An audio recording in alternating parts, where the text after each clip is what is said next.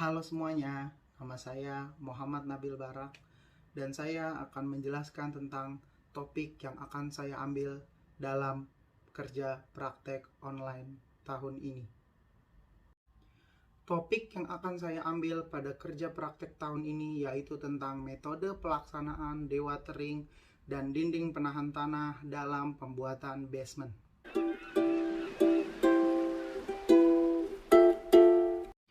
Latar belakang kenapa saya memilih topik ini adalah karena yang pertama yaitu adanya keterbatasan lahan di kota-kota besar.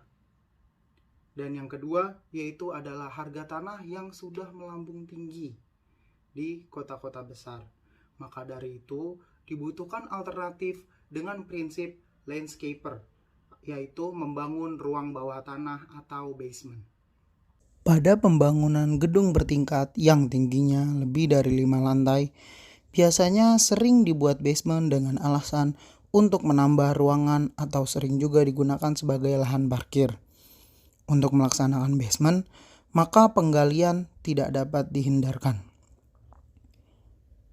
Permasalahan yang banyak ditemui dalam pelaksanaan pembuatan basement adalah keberadaan air tanah di sekitar area galian. Galian basement yang terletak di bawah muka air tanah akan mengakibatkan kestabilan dari galian terganggu dan pekerjaan yang harus dilakukan di dalam galian dapat ikut terganggu.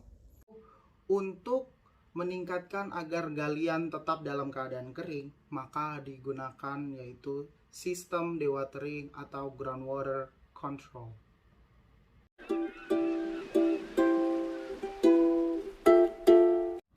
Rumusan masalah yang pertama, pertimbangan apa yang diperlukan dalam pengerjaan dewatering pada pembuatan basement?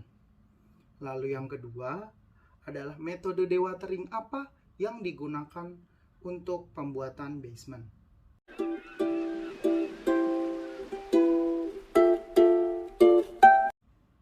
Tujuan saya pada topik yang saya ambil yaitu yang pertama mengidentifikasi hal-hal yang diperlukan dalam pengerjaan dewatering pada pembuatan basement. Lalu yang kedua, mengetahui metode pelaksanaan dewatering yang digunakan pada pembuatan basement.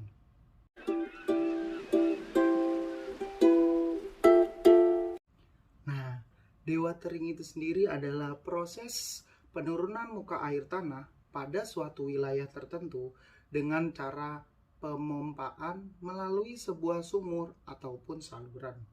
Nah, pompa yang digunakan ini disebut pompa submersible yang nantinya disalurkan ke sumur-sumur dewatering.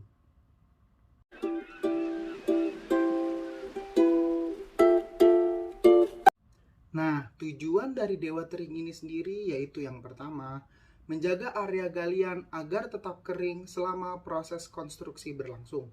Lalu yang kedua, menjaga kestabilan lereng galian. Dan yang ketiga, mengatasi gaya uplift ke tekanan air selama masa konstruksi berlangsung.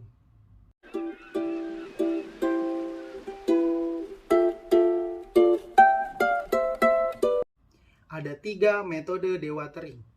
Yang pertama, metode pre-drainage. Yang kedua, metode open pumping. Dan yang ketiga, metode cut-off.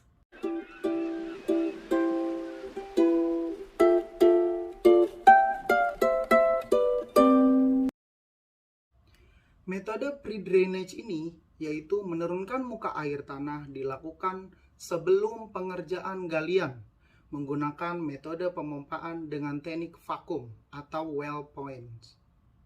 Metode pre-drainage digunakan bila satu karakteristik tanah merupakan tanah lepas, berputih seragam, cadas lunak dengan banyak celah. Lalu yang kedua, jumlah air yang akan dipompa cukup besar debitnya.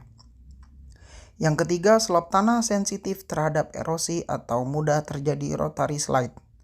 Lalu yang keempat, penurunan muka air tanah tidak mengganggu atau merugikan bangunan sekitar. Lalu yang kelima, tersedia saluran pembuangan air dewatering.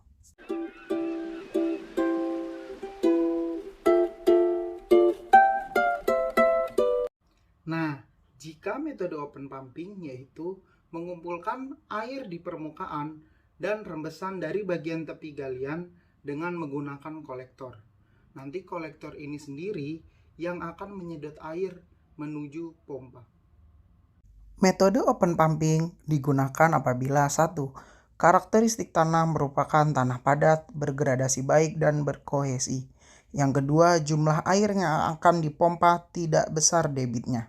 Yang ketiga, dapat dibuat sumur atau selokan penampung untuk pompa.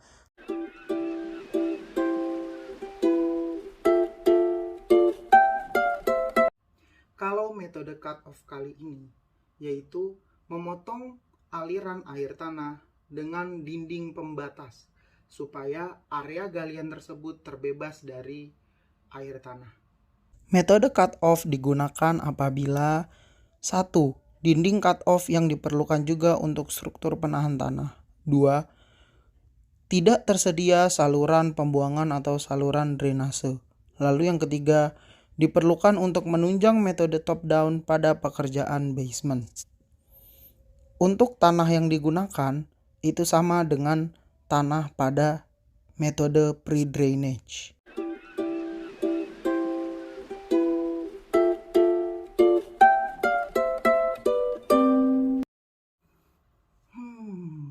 Mau tahu? Tunggu video selanjutnya. Oke?